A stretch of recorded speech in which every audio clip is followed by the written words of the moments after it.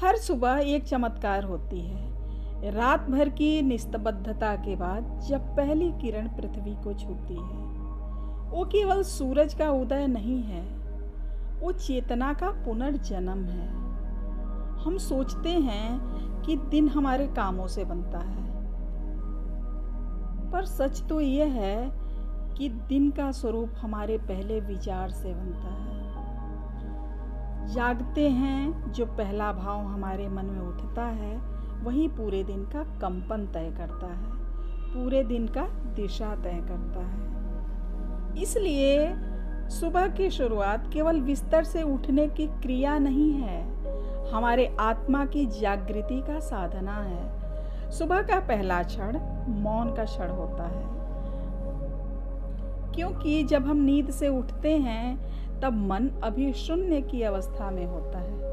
अगर उस पल हम मोबाइल, समाचार या सोशल मीडिया में कूद गए तो यह शून्यता व्यर्थ की तरंगों में बदल जाएगा। उस पल हमें आँखों को बंद करके लंबी गहरी श्वास लेनी चाहिए और छोड़नी चाहिए। बंद आँखों से अपने आप को देखने की कोशिश करें। मंत्र जाप करें, अपने ईश्वर को याद करें। मौन सुबह का संगीत है जो पूरे दिन को स्थिरता देता है। हर सुबह कुछ क्षण सूर्य के सामने खड़े होकर प्रकाश को महसूस करने की कोशिश करें। यह एक ऊर्जा ट्रांसमिशन है। जब सूर्य की किरणें हमारी त्वचा को छूती हैं तो वे माइटोकांड्रिया को जगाती हैं, जो हमारे शरीर के जीवन की बैटरी है। यही कारण है कि सूर्य का स्वागत करने वाले लोग दिन भर थकते नहीं हैं, बल्कि चमकते रहते हैं। सूर्य को देखना यानी ऊर्जा को आत्मसात करना। सूर्य हमारे भीतर की अग्नि तत्व हैं, जो दिशा देता है, निर्णय देता है और आत्मबल देता है हमें। सुबह का पहला घूंट पानी का आपके भीतर की निस्तब्धता को गति देता है।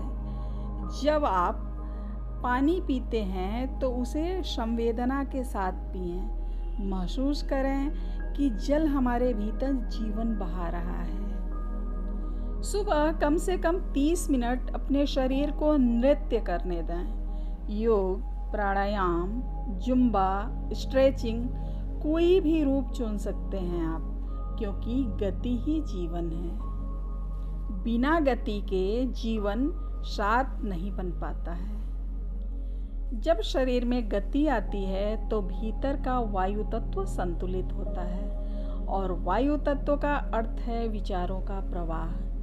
जिनकी सुबह गतिशील होती है उनका दिन भर स्थिर रहता है, क्योंकि वे अपने भीतर की ऊर्जा संरचना को सक्रिय कर चुके होते हैं।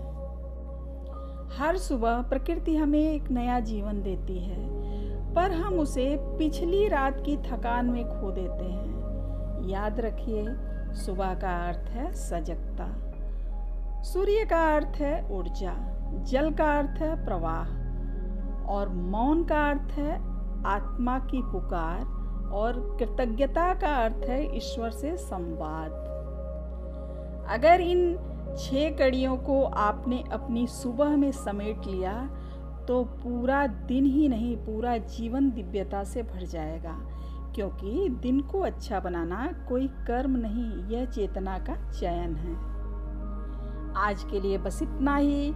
ये वीडियो अगर आपको अच्छा लगा हो तो हमें इतना कमेंट करके ज़रूर बताएं कि इन 6 में से कौन सी कड़ी को आप अपने जीवन में समेटते हैं। अगर पूरे 6 के 6 को समेटते हैं तो बड़ी अच्छी बात है।